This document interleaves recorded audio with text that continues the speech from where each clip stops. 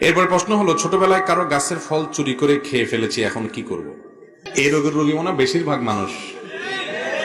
হাসির যে ভাবচক্কর, তাতে মনে হচ্ছে সবাই আকামটা কম বেশ করা হয়েছে না। আল্লাহ তাআলা মাফ করুক ভাই। ছোটবেলায় উল্টাপাল্টা কাজ আসলেই বেশিরভাগ মানুষ দ্বারাই হয়। বিশেষ করে বাপ মার সাথে যে চুরি ডাকাতি, এটা তো মোটামুটি হালাল মনে করেই করি আমরা, তাই না?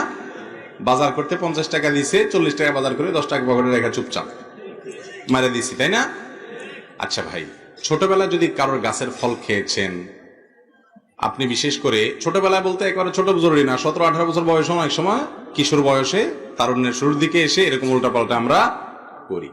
এরকম যদি হয়, যার যার ফল খেয়েছেন, বেশিরভাগ চাচারটা খেয়েছেন, পাশের বাড়িটা খেয়েছেন, আপনি জানেন, এরকম যদি হয়, ওই লোক বেঁচে থাকলে যদি যা বলেন, চাচা মিয়া, ছোটবেলায় তো আসলে পাগলামি করে অনেক কাজ করছি, আপনার সুপারিটা নিয়ে বিক্রি করে দিছি, ডাবটা পেড়ে খেয়ে ফেলছি, হ্যাঁ অমুকটা করছি তমুকটা করছি, আপনি আল্লাহর হস্তে মাফ করে দেন, আর নাহলে আনুমানিক একটা মূল্য আমি পরিশোধ করতে চাই। মূল্য কেউই নিবে না, বলবে ঠিক আছে বাবা মাফ করে দিস। তাহলে এইভাবে মাপ চেয়ে আপনি মুক্ত হয়ে যেতে পারেন। আর যদি মনে হয় এত পরিমাণ আকাম কুকাম করছি, সব মানুষ খুঁজে বাইর করা সম্ভব না, এরকম যদি হয়, তাহলে সেক্ষেত্রে কি করবেন? তাহলে সেক্ষেত্রে আনুমানিক একটা ফিগার বের করবেন যে যত তসরুফ করছি সেটা কত হইতে পারে। সবারই খুঁজে খুঁজে বের করা সম্ভব না।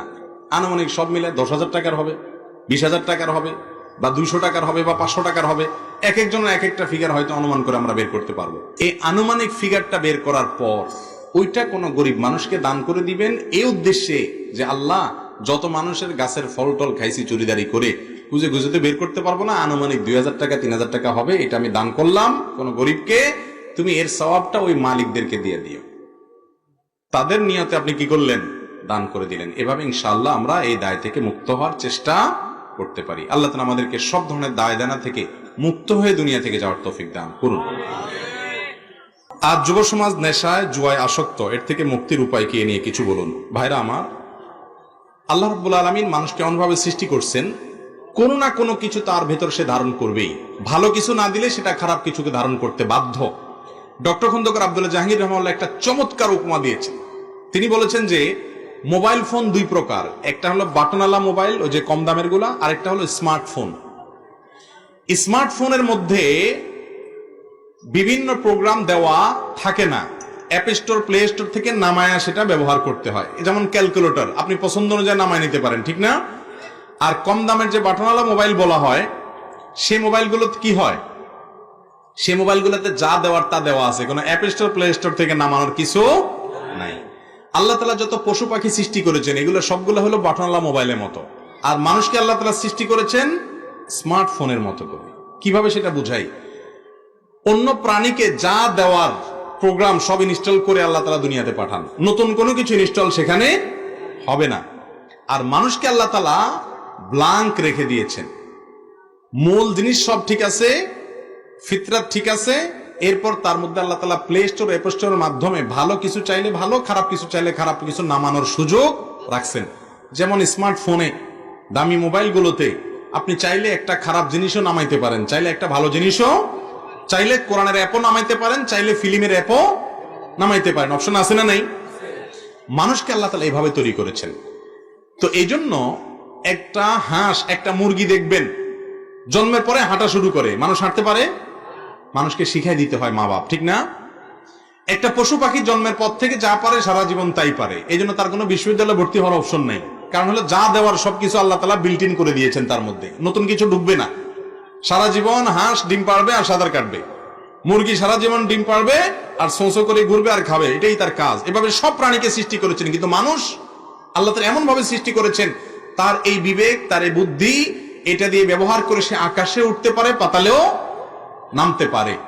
এই জন্য মানুষের এটা যেহেতু ব্ল্যাঙ্ক, এই জন্য প্লে স্টোর থেকে ভালো কিছু নামানোর অপশন দিতে হবে। যুব সমাজ কেন নষ্ট হচ্ছে সেটার উত্তর দিতে গিয়ে এক উপমা পেশ করলাম। আজকাল আমাদের যুবকদের সামনে ভালো কোনো দৃষ্টান্ত নাই। তাদের সামনে যদি নবী করিম সাল্লাল্লাহু আলাইহি সাল্লামের, আল্লাহর নবীর দৃষ্টান্ত থাকতো, তার সিরাত, তার জীবন ইতিহাস থাকতো, আবু বকর, ওমর, উসমান, আলী, আব্দুল্লাহ ইবনে আব্বাস, আব্দুল্লাহ ইবনে ওমর রিদওয়ানুল্লাহি তাআলা আজমাইন, এই সমস্ত সাহাবী এবং মনীষীদের জীবনই থাকতো, যাদের জীবনে ত্যাগ আছে, ভোগ নাই, যাদের জীবনে মানুষের কল্যাণে কাজ করার আদর্শ আছে, নিজের স্বার্থের পেছনে অন্ধ হওয়া নেই, তাহলে সেক্ষেত্রে আমাদের তরুণরা আজ মাদকাসক্ত হতো না, তরুণরা আজ বকে যেত না, নষ্ট হতো না। ভালো প্রোগ্রাম যদি ইনস্টল করার অপশন ব্যবহার করা হতো। আজ আমাদের যুবকদের সামনে দেখানো হয় কিভাবে অবৈধ সম্পর্ক গড়ে তুলবে, হারাম রিলেশন করবে, কিভাবে তথাকথিত প্রেমকে জয় করবে। অবৈধ প্রেম আবার জয়ের কি আছে? বাপমার বিরুদ্ধাচরণ করবে এবং সমাজের বিরুদ্ধাচরণ করবে, আল্লাহর বিরুদ্ধাচরণ করবে, আল্লাহর নির্দেশ লঙ্ঘন করে কিভাবে হারামের কাছে যাবে, সেই গল্প শোনানোর জন্য যখন যুবকদেরকে উস্কে দেওয়া হয়, তখন তাদের থেকে ভালো কিছু আশা করা যায় না। ভাইরা আমার, যৌনতা, সেক্সুয়াল যে আকাঙ্ক্ষা, এটা মানুষকে আল্লাহ তাআলা সৃষ্টিগতভাবে দিয়ে রেখেছেন। মানুষ তো মানুষ, পশু পাখিরা নির্দিষ্ট এইজে পৌঁছার পর, প্রাপ্তবয়স্ক হওয়ার পর অটোমেটিকলি তার ভিতরে যৌন চাহিদার উত্তরায় আকাঙ্ক্ষা তৈরি হয়। যেটা প্রমোটেড বাই আল্লাহ তাআলা, ওইটাকে কন্ট্রোল করতে হয়, নিয়ন্ত্রণ করতে হয়। ইসলাম বলে নিয়ন্ত্রণ করা, আর সেকুলার সমাজ বলে না আরো উস্কাও, আর উস্কাবা একদিক দিয়ে, আরেক দিয়ে বলবা না যুবক দর্শন করা যাবে না, ইফটিজিং করা যাবে না। ঠিক না বেঠিক? আপনি বিজ্ঞাপনের নাম দিয়া, আপনি নাটক সিনেমার নাম দিয়া, নোবেলের নাম দিয়া, বিভিন্ন নাম দিয়া যুবকদের চোখের জেনা করাইয়া তাদেরকে হারামের দিকে উস্কানি দিবেন। তাদেরকে আপনি তাদের মধ্যে যে যৌন চাহিদা এমনিতেই প্রমোটেড আছে, সেটাকে আরো প্রমোশন করবেন। একটা সাইকেল এমনি দ্রুত গতিতে যাচ্ছে, পেছন থেকে আরো জোরে ধাক্কা দিবেন, তাহলে সেখান থেকে অ্যাক্সিডেন্ট হবে, ভালো কিছু হবে, যুবক ভালো কিছু পাবে না, যুবক ধ্বংসের দ্বার প্রান্তে যাবে। এজন্য ইসলাম বলেছে জেনা তো দূরের কথা, জেনার কাছেও যেও না, ওয়ালা তাকরাবুজ জেনা, কারণ কাছাকাছি গেলে তুমি বাঁচতে পারবা না। আর যুব সমাজ বকে যাওয়ার, নষ্টের পথে চলে যাওয়ার, বিপদগামী হয়ে যাওয়ার, স্বার্থান্ধ হয়ে যাওয়ার, মা বাবার অবাধ্য হয়ে যাওয়ার, ভদ্রতা শিষ্টাচার হারিয়ে যাওয়ার প্রধান কারণ হলো যুবকদের সামনে আজ কোনো ভালো আদর্শ দেয়া হচ্ছে না। তাদের সামনে শুধু ভোগের যে জীবন দর্শন সেটাকে উপস্থাপন করা হচ্ছে। কখনো 31 নাইটের নামে, কখনো আপনার তথাকথিত অবৈধ ভালোবাসার নামে, কখনো সেন্ট ভ্যালেন্টাইন্স ডে দিবসের নামে, এক এক সময় এক এক অকেশনে এক এক ভাবে যুবকদের আবেগকে পুঁজি করে বাণিজ্যিক সাম্রাজ্যবাদীরা তারা বিভিন্ন বিজনেসের পর বিজনেসে এবং ব্যবসার পশ্চা সাজায়। এগুলা দিয়ে তাদের আবেগের নাম দিয়ে বিভিন্ন ব্যবসা বাণিজ্য করে তারা যুবকদের ঈমান নষ্ট করে, চেতনা নষ্ট করে। আমরা যত বেশি তাদের মধ্যে কোরআন এবং হাদিসের শিক্ষা দিতে পারবো, মুহাম্মদ সাল্লাল্লাহু আলাইহি সাল্লামের আদর্শ দিতে পারবো, ভালো মানুষের আদর্শ দেখাতে পারবো, এই প্রোগ্রাম তাদের এই ব্ল্যাঙ্ক সেটের মধ্যে যত বেশি ইনস্টল করতে পারবো, তত বেশি তাদের থেকে ভালো কিছু প্রকাশ হবে ইনশাআল্লাহ। যুব সমাজকে বাঁচাবার জন্য কোরআন হাদিসের ছায়াতলে আনার কোনো বিকল্প পথ খোলা নেই। আল্লাহ তাআলা আমাদেরকে সেই কাজটি করার তৌফিক দান করুন। এরপরে প্রশ্ন হলো, মানুষের বুকের দিকে অন্যজন তাকালে নাকি এলেম চলে যায়, এটা সত্য কিনা? ও, কারোর বুকের দিকে তাকাইলে তার এলেম চলে যায়? না ভাই, এরকম যদি হইতো তাহলে হুজুরদের বুকেতে কোনো এলেম থাকতো না। এই মঞ্চে, মিডিয়াতে, টেলিভিশনে যত মানুষের সামনে ওয়াজ করে, বুকের জায়গাটাকে পর্দা দিয়ে রাখে? এরকম কোনো কথা নাই ভাই যে বুকের দিকে তাকাইলে এলেম কালাম চলে যায়। তবে হ্যাঁ, বদনজর লাগে সেটা ভিন্ন বিষয়, কিন্তু বুকের দিকে তাকাইলে, চোখের দিকে তাকাইলে, মুখের দিকে তাকাইলে এটা হয়ে যায় সেটা হয়ে যায়, এগুলো আমাদের নিজেদের বানানো কথা। কোরআন হাদিসে এরকম কোনো কথা বলা হয় নাই।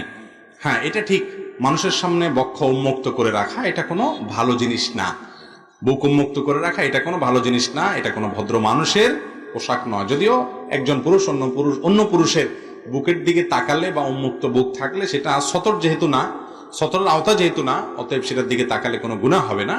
কিন্তু এটা খুলে রাখা এটা কোনো সুন্দর কাজ না। আল্লাহ রাব্বুল আলামিন আমাদেরকে যে শিষ্টাচার শিখিয়েছেন, নবী করিম সাল্লাল্লাহু আলাইহি সাল্লাম যে শিষ্টাচার শিখিয়েছেন, সেটার আলোকে বলা যায় যে বুক উন্মুক্ত করে রাখা, মানুষের সামনে প্রদর্শন করা প্রয়োজনে অপ্রয়োজনে, এটা প্রশংসনীয়।